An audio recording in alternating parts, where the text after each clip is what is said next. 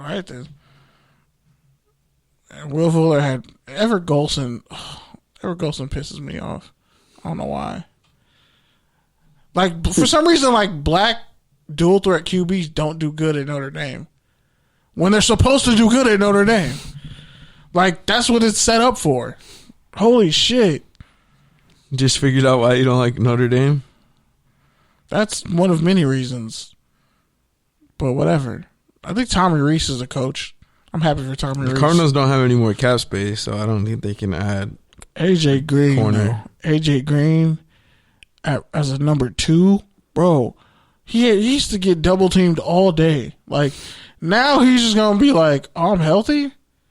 Oh, yeah, fuck Cincinnati. I'm going off. I got at least 3 more 1,000-yard seasons left in me. I'm going to catch Julio.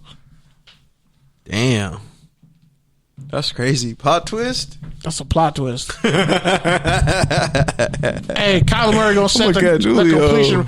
Kyler Murray going to throw like 50 touchdowns next year and still rush for 1,000 yards. All right, so that was our long fucking special on free agency. Holy shit. Right. We're just going to run through everything else. All right. We can save the other stuff for Take Your Tangent. Do you want to do... Let's do college football. Do you have anything?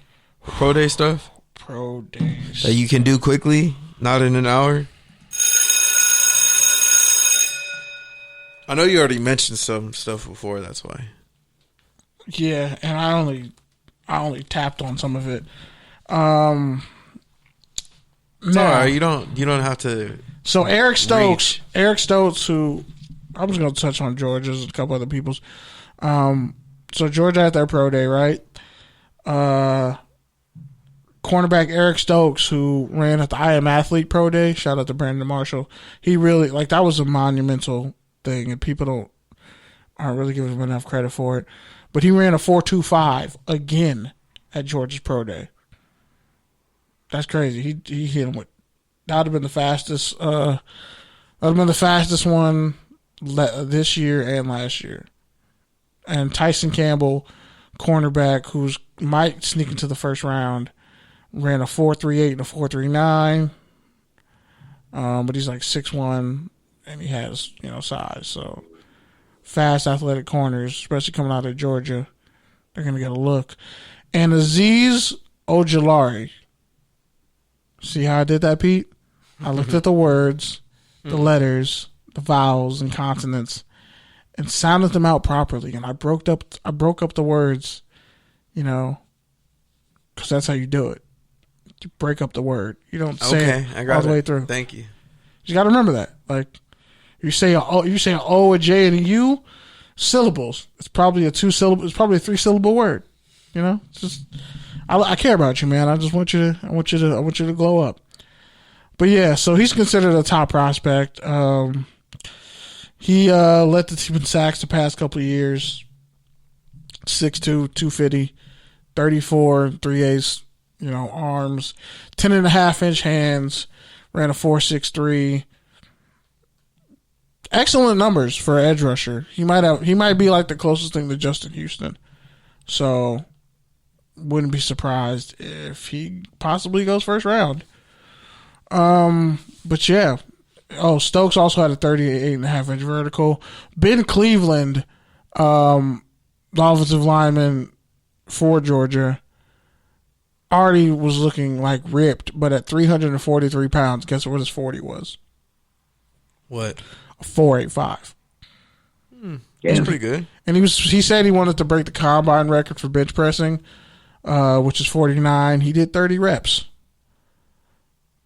Okay. But that's still freakish. Also, Pittsburgh's pro day, Jalen Twyman, I think that's how you say it. TWI is always interesting. But yeah, he's the first interior defensive lineman to lead Pittsburgh in sacks since Aaron Donald. Peep this, bro. Peep this. Go so ahead. He ran like a 5.17 or 5.2. I think he ran a 5.17. 32.5-inch vertical, 40 bench press reps. Crazy, right? Yeah. So Illinois, Josh Amadabebe, I finally said his name right. Former USC receiver, Illinois transfer. I'm proud of myself. This dude, his vertical leap is known dating back to high school when he had like a 48-inch standing vert. I'm going to say that again. He had a 48-inch standing vert. Like, he was fucking hovering in the air. He had a 46.5 vert at Illinois Pro Day. Like, that's insane. All right. Anything else? Can we move to take your tangent yet? You already talked about what's his face's Pro Day, Stanford, David Sills and them.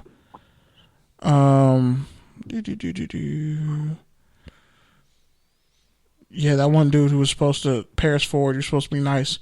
Ran Ford. Oh no, Twyman ran a 5.39. My bad, but he had a 1.74 10-yard split, which is freakish, and he had an 8-second 3-cone drill, which is also freakish. Yeah.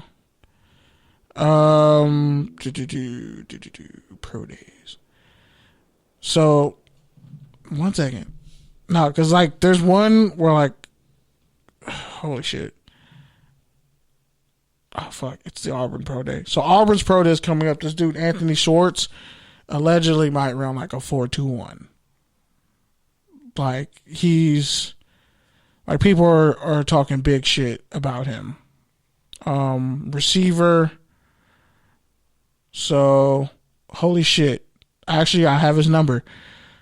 So he ran a 4.26 He was already a world-class sprinter coming out of high school. He ran a 10.15 in 2017.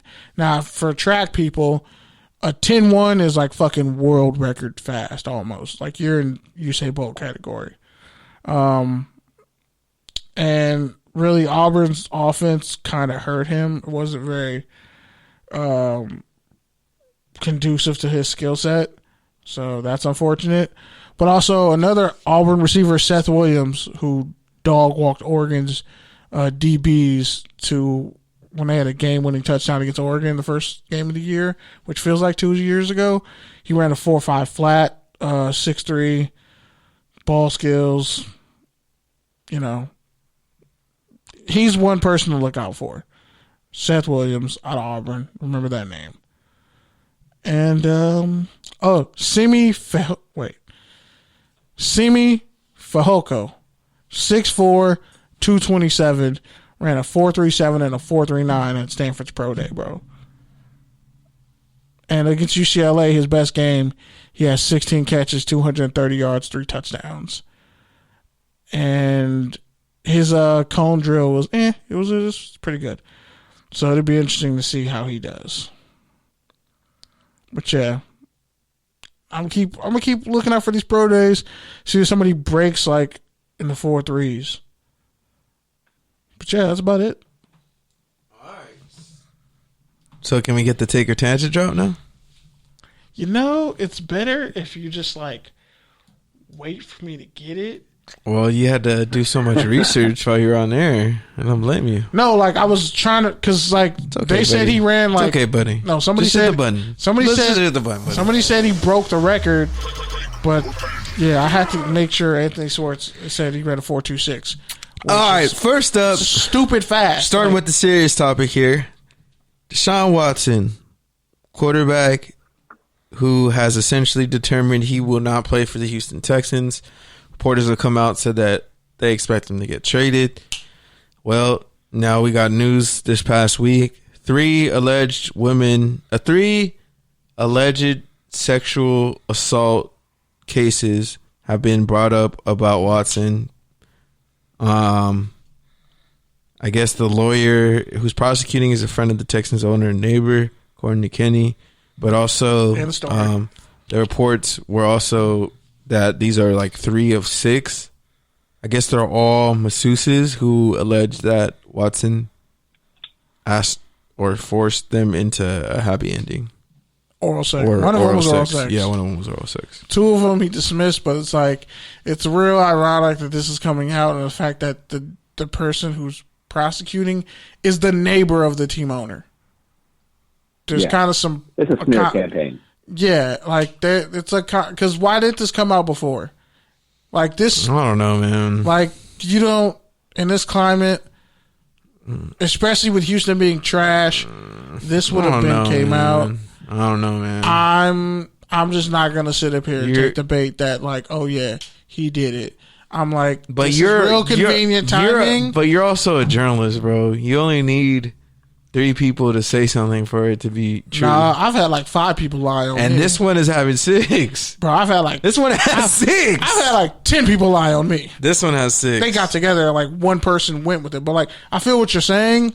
I need more details as to like... Because are we putting this in the same category as we Robert? didn't hear this from James Harden. None of those strippers came out and were like... Texas has a different kind of loyalty. Houston has a different kind of loyalty. And we don't know, like, but there's a whole underbelly of like NBA players paying for women, fam. Like that's a whole different conversation. It's different. The NBA is different than the NFL. You can't compare the two. You really can't. They're both star players on the team who are forcing their way out. No, in the same year. No. What's the difference? It's different. They both signed extensions a year ago, 2 years ago. Basketball culture off the field and football culture off the field are totally different. Yeah. Like, you act like Edgerrin James wasn't down in Florida throwing money at strippers. Why? All them cats in Florida got gold teeth in their mouth. Like, wild shit happened. You can go back to Vic when they were like, oh yeah, we fight dogs in the South. In the Midwest. That was Clinton Portis. Clinton Portis, Eddie Griffin, who's a comedian, a lot of cats said that. That's what I'm saying. Like, culturally, like, it's different. And depending on if you're a masseuse I'm not saying not, what you're saying is I'm wrong. saying... I'm just saying it's also kind of a cop-out. An accusation is not a demonization of a person's character, especially at a moment where they have power and a notoriously shady organization pulls out some shady shit. I'm not saying that he's guilty. I'm not saying that, he's guilty or innocent. The shit of I'm saying earth. I need more information. All I'm saying is where there's smoke, there's fire. But did somebody cause a fire or was it a natural fire? Because somebody can just put some shit together and I guess the answer could be both. Can the answer be both? Yeah, but just because of fire doesn't mean somebody said it. Cocktail. That's what I'm saying. Like, was it a Molotov cocktail? Was there really a third shooter? Like, that's what I'm saying. It's not. There's not enough information for either. Yeah. Okay. An act versus how the act was perpetrated are vital pieces of information. Sex ain't illegal, but how you got to the sex might be illegal. A happy ending is no surprise. But was it coerced or was it offered? You see what I'm saying? Yeah, but those are lines that you're not going to know. Because we weren't in the room. Yeah, we weren't there. And let's say it happens after the fact and it was cool when it happened, but then months later somebody gets a bag to say it's this, X, Y, and Z, and we know that's happened before. Like, this dude hasn't had character issues since he was in high school. So I'm just supposed to up and believe this when Dabo Swinney swears by him? Everybody swears by him? He's had no character issues? And now this comes up and him trying to force his way out of a corrupt organization. I don't know. I have to be skeptical. A little bit. I'm also skeptical on that. The charges are a red flag, but a dude who's never had red flags in his life before. But the thing is, it's not fair to do that. But the thing is, like, bro, you know massage culture, bro. That's why you're looking in your phone. Why you saying you? You know massage culture. Why the fuck you saying you like it's me? Because it's like, dude, like just like Robert Kraft, that whole fucking. That's what I'm saying. It's like, okay, did you do something? Was that illegal? Was he there? Was he there? That's not the point that I'm trying to make. But that's what I'm saying. The point that I'm making is people assume the worst immediately. It's like, yeah, what you're saying is right. People do assume the worst, but it's also like, and black men notoriously get hit with shit like that happens. Charges like this. Shit like that happens, and people think it's normal, and it might have not been. That's all I'm saying is. And I'm saying, Hey, maybe he did that. a Maybe black he did dude- that. Maybe he did that 50 times.